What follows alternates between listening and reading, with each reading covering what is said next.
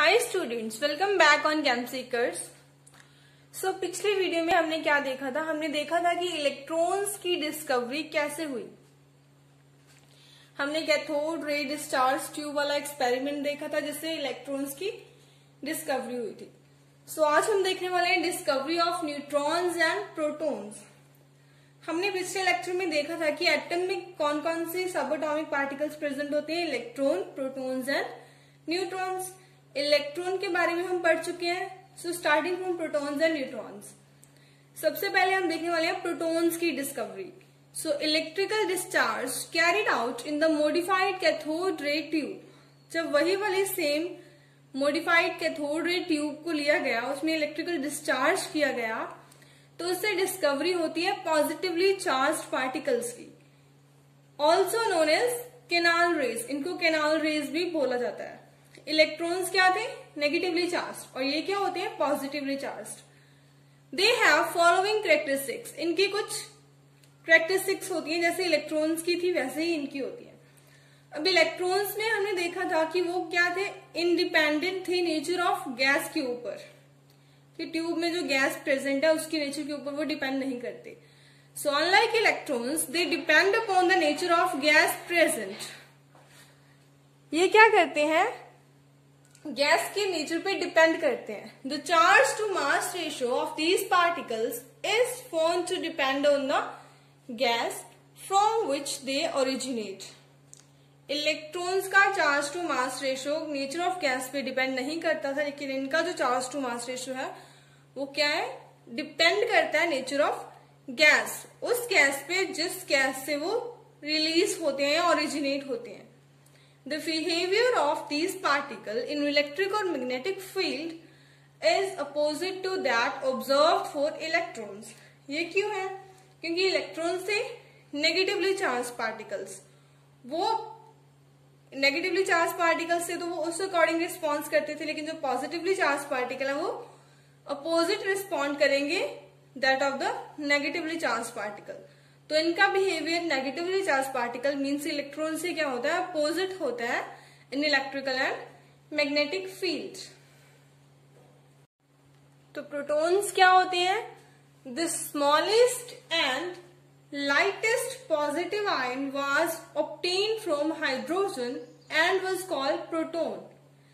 सबसे स्मॉलेस्ट और सबसे लाइटेस्ट आयन, पॉजिटिव आयन, जो कि हाइड्रोजन से ऑब्टेन किया गया था, उसे बोलते हैं proton. Basically H positive is the proton. Proton and neutrons were discovered by कौन से साइंटिस्ट ने इनकी डिस्कवरी की थी? Chadwick. These are discovered by Chadwick. Scientist के नेम आपको नीट के एग्जाम्स में जनरली पूछे जाते हैं, तो आपको याद रखने की किस चीज की डिस्कवरी कौन से साइंटिस्ट द्वारा की गई थी। ये तो हुई प्रोटॉन की डिस्कवरी। अभी बात करते हैं कि न्यूट्रॉन की डिस्कवरी कैसे हुई। प्रोटॉन और इलेक्ट्रॉन की डिस्कवरी के बाद ऐसा फील किया गया साइंटिस्ट के अकॉर्डिंग कि कुछ तो ऐसा होना चाहिए जो इनको एज अ होल न्यूट्रल हो कुछ एटम के अंदर। सो इनकी नीड को जब फील किया गया तो फिर एक साइंटिस्ट चैडविक, उन्होंने क्या किया? On bombarding a thin sheet of beryllium, उन्होंने बेरिलियम की एक थिन शीट ली और उसके ऊपर क्या किया? बेरिलियम की शीट के ऊपर अल्फा पार्टिकल्स को बम्बार्ड किया। अल्फा पार्टिकल्स को ऐसे ऐसे बम्बार्ड किया। उनके बम्बार्डमेंट से क्या हुआ? व्हेन इलेक्ट्रॉनिकली न्यूट्रल पार्टिकल्स, जिनका मास प्रोटॉन से कम था, वो क्या हुए? एमिट हुए। Clear?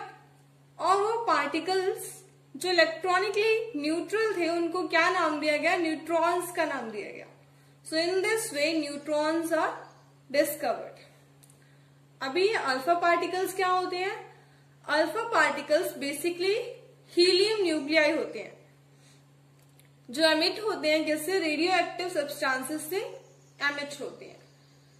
So this is the discovery of neutrons and protons. अभी हम कुछ कैरेक्टरिस्टिक्स देखने वाले हैं सब एटॉमिक पार्टिकल्स की।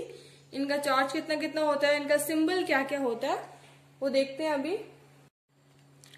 अभी इस टेबल में हम देखने वाले हैं इनके कुछ characteristic features. Electron, proton and neutrons. Symbol क्या होता है? इलेक्ट्रॉन का सिंबल होता है स्मॉल ई। चार्ज इलेक्ट्रॉन भी कितना होता है? -1.6022 इंटू 10⁻⁻19 कूलम। रिलेटिव चार्ज होता है -1। मास होता है इसका इलेक्ट्रॉन का 9.1093 इंटू 10⁻31। इलेक्ट्रॉन का मास न्यूट्रॉन और प्रोटॉन से कम होता है। अप्रोक्सीमेट मास इन यूनिट्स, ये तो होता है केजी में, ये होता है यूनिट्स में। यूनिट्स में कितना होता है? 0। प्रोटॉन, प्रोटॉन का सिंबल है स्मॉल पी। प्रोटॉन के ऊपर exactly equal and opposite charge होता है इलेक्ट्रॉन से। इलेक्ट्रॉन का माइनस होता है इसका +1.6022 into 10⁻⁻19 coulomb. Relative charge +1।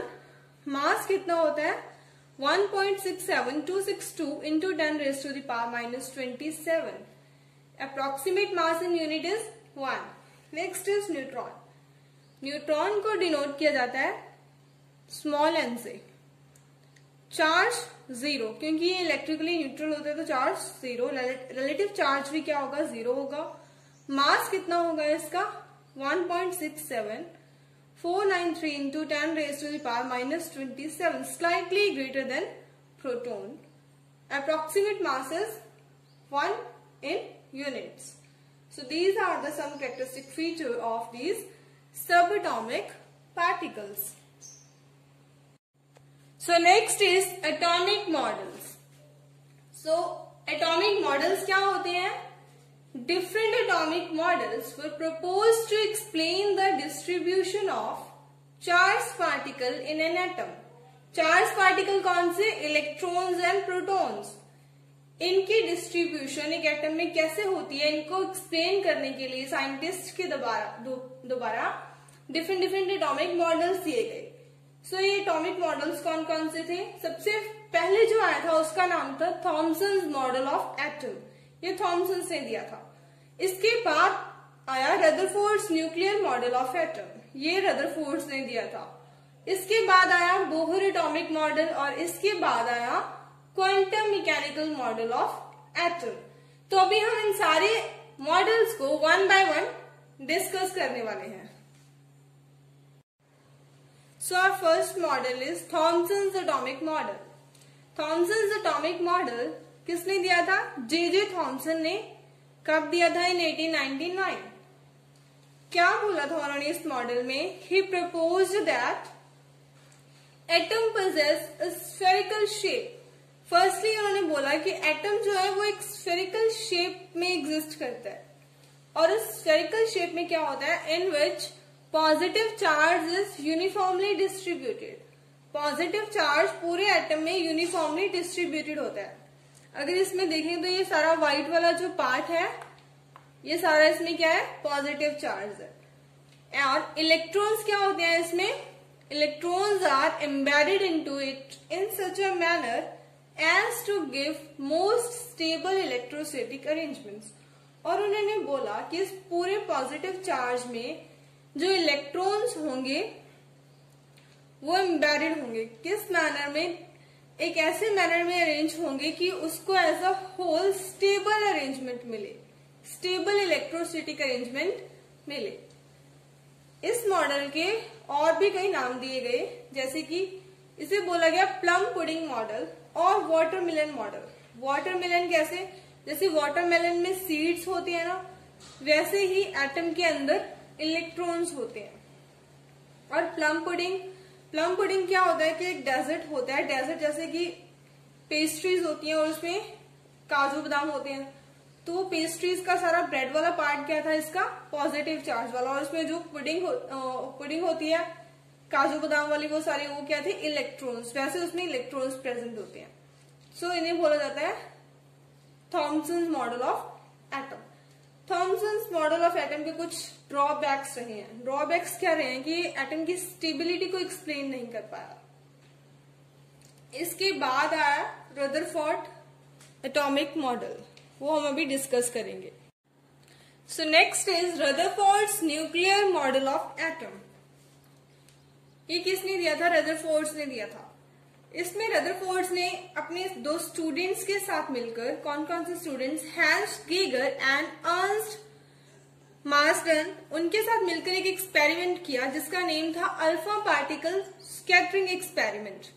Rutherford's alpha particle scattering experiment. इस एक्सपेरिमेंट में उन्होंने क्या किया, एक अल्फा पार्टिकल का सोर्स लिया, ऐसा कुछ सेटअप था, अल्फा पार्टिकल का सोर्स। अभी अल्फा पार्टिकल्स क्या होते हैं, हमने देखा था हीलियम न्यूक्लियस होते हैं, हीलियम न्यूक्लियाई, जो कि किससे एमिट होते हैं, एक रेडियो एक्टिव सब्सटेंस से एमिट होते हैं। अब एक रेडियो एक्टिव सब्सटेंस है, वो तो हर डायरेक्शन में अपनी रेडिएशन क्या करेगा, एमिट करेगा।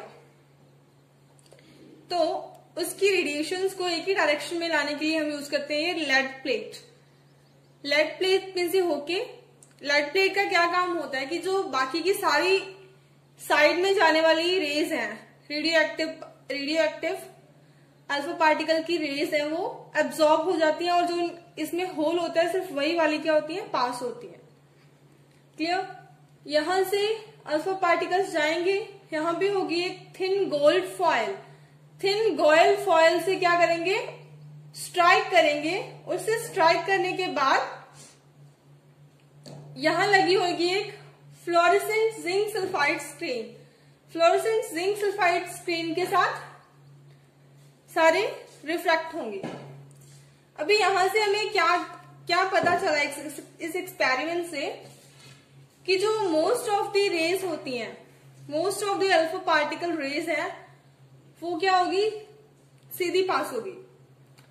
सिर्फ कुछ परसेंटेज ऐसा था जो डेविएट हुआ, और बहुत ही फ्यू रेज ऐसी थी जो बाउंस बैक हो गई, मीन्स टकराई और वापस। ये कुछ ऑब्जर्वेशन हुई थी उनके एक्सपेरिमेंट से।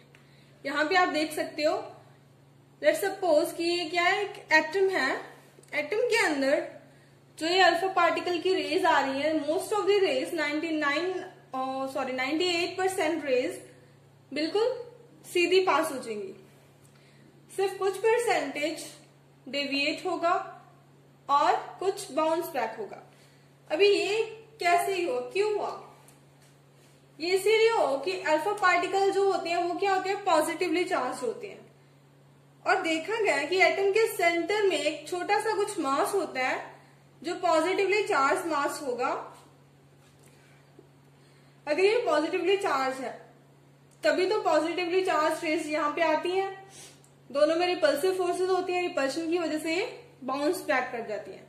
और जो इसके बिल्कुल पास से जाएंगी, यहाँ पे भी रिपल्सिव फोर्सेस हाई होंगी, इसकी वजह से वो डेविएट कर जाती हैं, और बाकी सारे पार्ट में से वो डायरेक्ट पास कर जाती हैं। सो ये था रदरफोर्ड्स का न्यूक्लियर मॉडल ऑफ एटम। अब इस मॉडल से क्या क्या ऑब्जर्वेशंस हुई, क्या क्या आर्ग्यूमेंट्स दिए रदरफोर्ड्स ने, वो हम देखते हैं।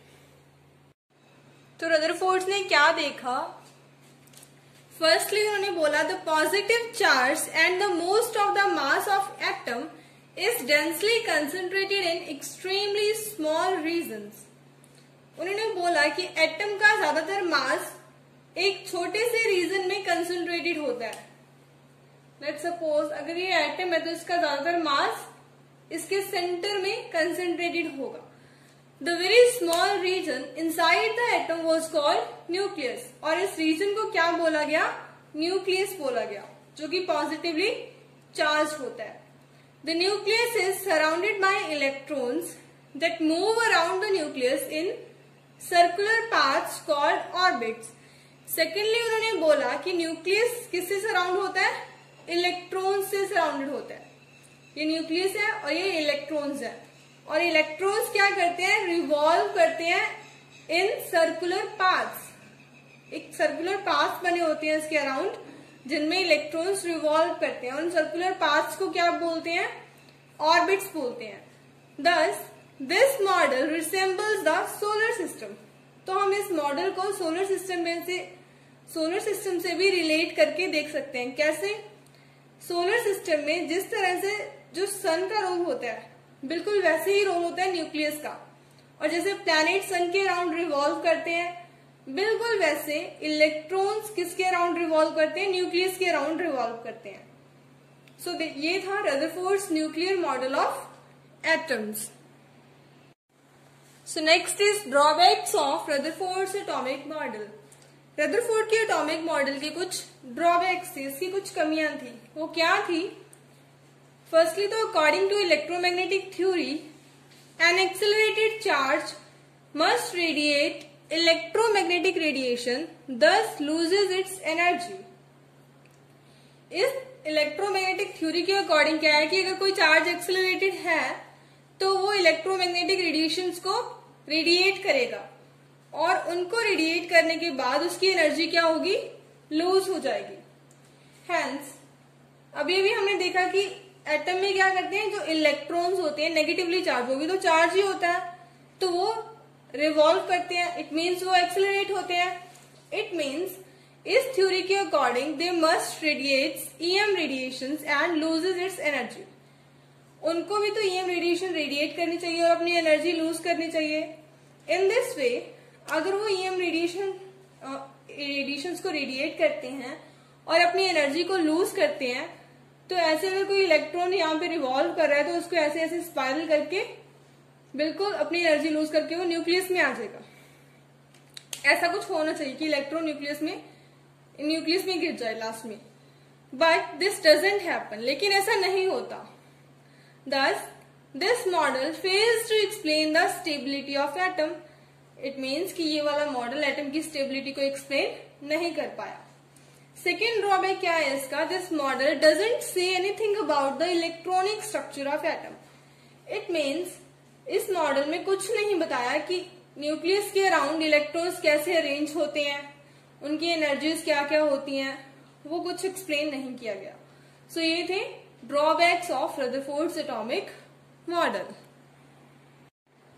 Next is atomic number and mass number. इसे करने से पहले हमें देखना होगा न्यूक्लियस.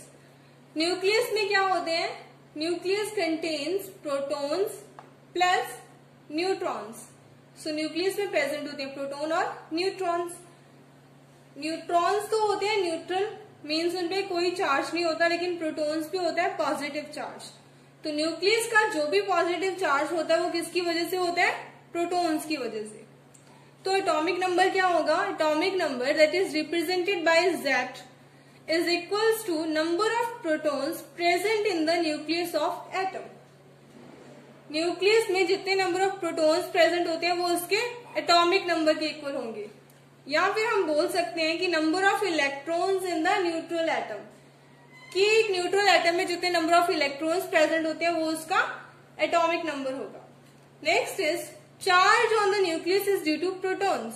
अभी हमने देखा कि न्यूक्लियस का जो भी चार्ज होता है वो किसकी वजह से होता है? सिर्फ प्रोटॉन्स की वजह से होता है. लेकिन उसका जो मास होगा वो किसकी वजह से होगा? Both protons and neutrons.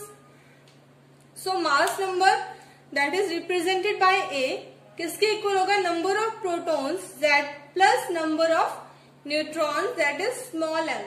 So this is atomic number and mass number. So next is isobars and isotopes. Before discussing isobars and isotopes, firstly हमें पता होना चाहिए कि किसी एटम की कॉम्पोजिशन को कैसे रिप्रेजेंट किया जाता है. तो ये होती है उसकी general form. X is any atom, A is its mass number and Z is its atomic number. So in this way we can represent an atom's composition. Now moving on to the isobars. What are isobars? Isobars are the atoms with the same mass number but different atomic numbers. ऐसे atoms जिनका mass number same हो लेकिन atomic number different हो, ये होते हैं isobars. For example carbon 14(6) and nitrogen 14(7). So this is isobars. So next is isotopes. Isotopes क्या होते हैं? Atoms with different mass numbers and identical atomic numbers. वो एटम जिनका मास नंबर डिफरेंट होता है लेकिन उनका एटॉमिक नंबर आइडेंटिकल होता है, सेम होता है। फॉर एग्जाम्पल हम बात करते हैं हाइड्रोजन के आइसोटोप्स की। हाइड्रोजन के मेनली 3 आइसोटोप्स होते हैं, protium, deuterium and tritium. Protium में क्या होता है 1H1, और जो प्रोटियम होता है वो मोस्ट अबंडेंट होता है। It means hydrogen mainly protium की फॉर्म में एग्जिस्ट करता है। 99.985% प्रोटियम की फॉर्म में मिलता है। इसमें क्या होता है सिर्फ 1 प्रोटॉन। ड्यूटेरियम में 1 प्रोटॉन प्लस 1 न्यूट्रॉन, ट्रिटियम में 1 प्रोटॉन प्लस 2 न्यूट्रॉन्स। एक इंपॉर्टेंट थिंग क्या है इनके बारे में कि इनकी जो एक एटम होता है, किसी एटम की केमिकल प्रॉपर्टीज मोस्टली किससे कंट्रोल्ड होती हैं, इलेक्ट्रॉन्स एंड प्रोटॉन से कंट्रोल होती हैं।